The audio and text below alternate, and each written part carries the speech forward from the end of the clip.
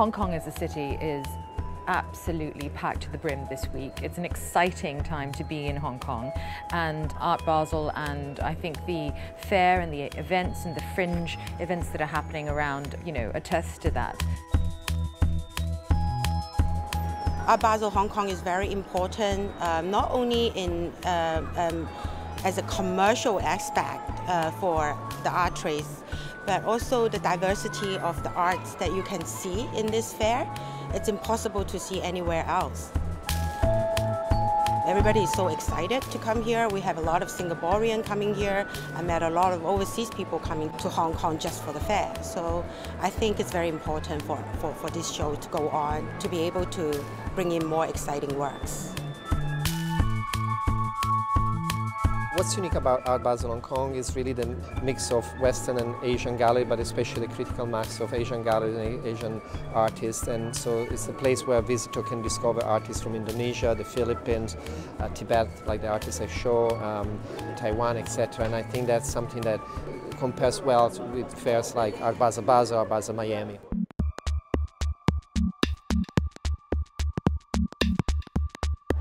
It's really a dream come true here at the Discovery sector at Art Basel.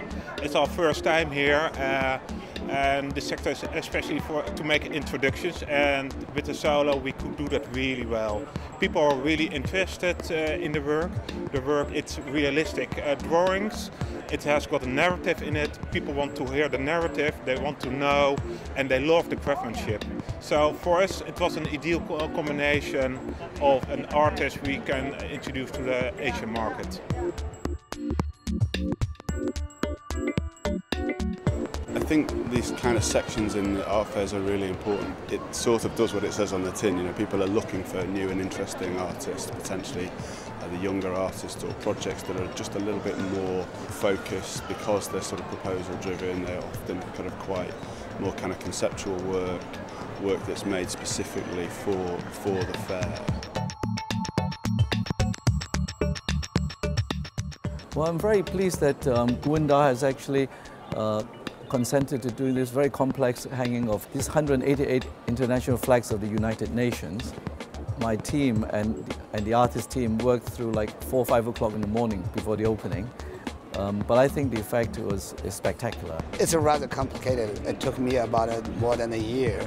And of course the hair collection from everywhere in the world. Then the flag is actually kind of a separation, different from you and from the others. But the hair is all mixed. It's kind of united. Well, one of the things I'm showing here is the ping pong go round. Yeah, it's been quite fun. Lots of people are playing on it. So it looks like a sculpture as well as a sport at the same time. The thing is in the shape of a conference table, so that there's no borders on the side, giving the implication of how globalization is happening today.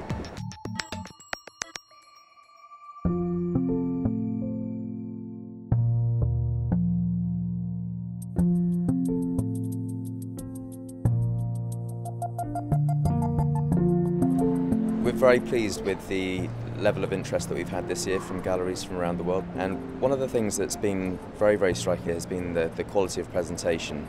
You can have two completely different outcomes with the same lineup of galleries, and the galleries this year have really put their best foot forward, and the quality is first rate. Well, this year we had two kind of new initiatives. We had the film sector, which was curated by the Beijing-based and Zurich-based curator Li Jianhua. And we've had exceptional interest in that sector. It's a first for us here. I'm very excited about that. And the second was the public commission of the work by Carsten Nicolai. We took over the Hong Kong skyline. He created a piece called Alpha Pulse, which took over the ICC, which is 490 meters high, 118 stories. So it's one of the largest artworks ever made. The idea that Art Basel could take over one of the largest buildings in the world and transform it into an artwork for 50 minutes, 3 nights in a row is breathtaking. And the performance was everything we could have hoped for and more. I mean, it was really one of those things that you'll never forget. Another highlight was the discovery sector. Nadia Kabialinke's piece, I think, is really, really interesting. I think it was a well-deserved win for her to win the Discoveries Prize. It's a rare example of political art, which is also very good art.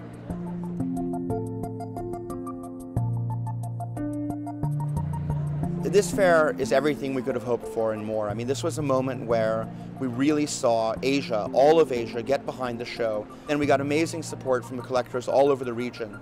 So what could have been a difficult year for us because of the dates issues actually was an excellent year for us, and it proved that Asia is able to support this show at a world-class level.